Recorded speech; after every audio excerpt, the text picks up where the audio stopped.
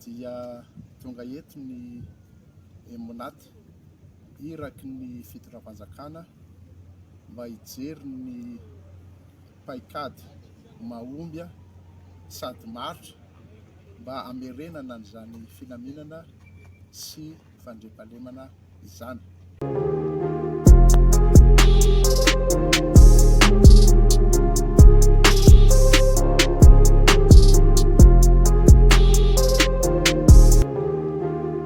Tonga any Toamasina amin'izao fotoana izao ny iraky ny fitondram-panjakana ahitana ny Emonaty.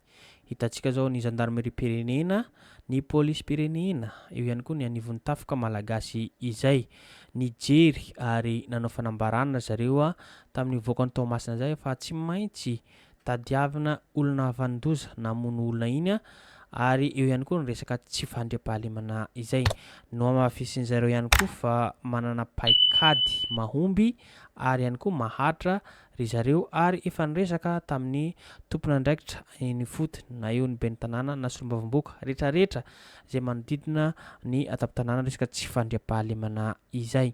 Hitantsika manko fa rehefa ny zavatra niparitaka na nalaza tamin'ny tambazotra serasera dia iny zareo nandeha tany Toamasina ny jery zany zavatra zany. Raha tokony izany tsy tokony hoe efa malaza na miparitaka ny tambazotra serasera dia iny mandeha midina ifotony. Raha tena marina resaka tsy fandriampahalemana ity dia isan'andro, isan-dera na isan-kerinandro manerana ny nosy izy tranga aty fa tsy any Toamasina rery. Ekena fa hoe tsika eto dia tsy manome tsiny anizaniza fa tokony ho jerena io resaka tsy fandriampahalemana io. Efa maro olona no hevitra mahakasiky n'ity resaka tsy fandriampahalemana ity. Moa ve tsy ampy ny fitaovana eo am-pelantanana fitondram-panjakana na ireo tafika na ireo mpitandro filaminana reo? Moa ve tsy ampy ihany koa ny miaramila na gendarme na polisy ka mahatonga mampitrotra ireto tsy fandriampahalemana ity? Tenenitsika foana manko hoe nohony tsy fisian'ny asa mahatonga izao resaka tsy fandriampahalemana izao. Ekena zany. Misy ihany koa ny ireo dahalo na jiolahy na mpanendaka reo misy olana ataontsika hoe tsy manana mbola be fa vonona fotsiny le olona ohatrany hoe olona mamono akoho reny.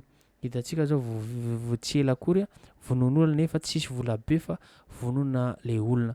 Noho izany efa simba tompoko lahy sy tompoko vavy ny fiarahamonina malagasy amin'izao fotoana izao. Arahantsika manko fa nokevitra natao ireo avy amin'ny fitondram-panjakana zay tarin'ny mpitandro filaminana Emonaty zay tany Toamasina zany. Fa raha mijery tsika manao an'ilay tsotsotra dia efa simba amin'izao fotoana izao ny fiarahamonina malagasy na handeha ho aiza na ohatrany ahoana efa simba zay. Eo ny fantatra manampitrotraka rehetrarehetra zany. Ka noho izany tokony hoe jerenareo manao patoria raha tena mariny mba misy ihany nareo moto, misy eo ataontsika hoe tôbily. Fa manina re maro ihany ane gendarmerie pirenena reo na miaramila reo na polisy reo amin'ny province anankiray. Misy zareo ataontsika hoe tsy isaky ny fokotany aloha misy amin'ny toerana anankiray fa mba misy ihany koa ataontsika hoe tsy mifanalavitra na ataontsika hoe fokotany 2 na 3 misy polisy anankiray na gendarme na miaramila anankiray. Tokony asina eny nareo manao patoria mandeha farafaratsiny mandeha mihitsy isan'andro fa tsy hoe isan-kerinandro resaka. Misy any gendarme na polisy na miaramila reo manao tena asany tsakany sandavany. Misy zareo reo tena tsy manao asany sakandavany. Mila jerena zany. Lasa hoe mandany vola mpanjakana foana fisian'ireo fa tsy manao ny asany tsakany sandavany. Nefa hitantsika fa isan-taona misy 1000 na 2000 angamba ny gendarme, misy 1000 na 2000 ihany koa ny polisy sy ny miaramila rehetrarehetra zay mameno ny tampon-tanàna zany na amin'ny district any.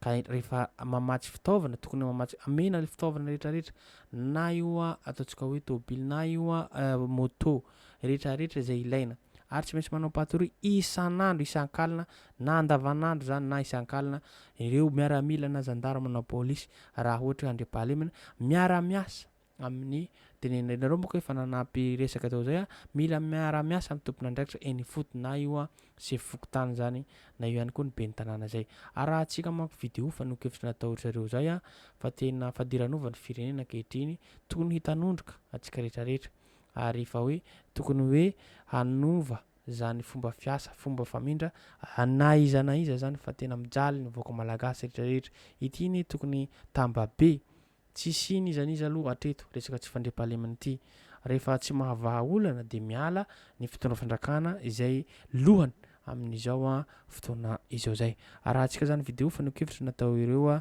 solotena mpitondra fandrakana zay tariny emonat zay ary izay ihany koa no afaka zarentsika eto azadino ny abone manao zay manao commentaire afahantsika mahatratra zavatra zay tranga tsy fandriampahalemana zay niseho teto tampon-tanànan'ny Toamasina dia tonga eto ny emonat iraky ny fitondram-panjakana mba hijery ny paikady mahomby sady maritra mba amerenana an'izany filaminana sy fandriampahalemana izany. Noho izany dia nanatanteraka izahay dinikasa sy fivoriana niarahana tamin'ireo hery fiarovana sy filaminana eto Toamasina, ireo tompona andraikitra ambony eo amin'ny gendarmerie, eo amin'ny tafika malagasy ary eo amin'ny polisym-pirenena mba jerena ny paikady maritra sady mahomby ka nomena toromarika izy ireo mba hitadiavana sy isangorana faran'izay aingana an'ireo zay navandoza tamin'ny famonoana aniny tovolahy izay vao eritreroniny.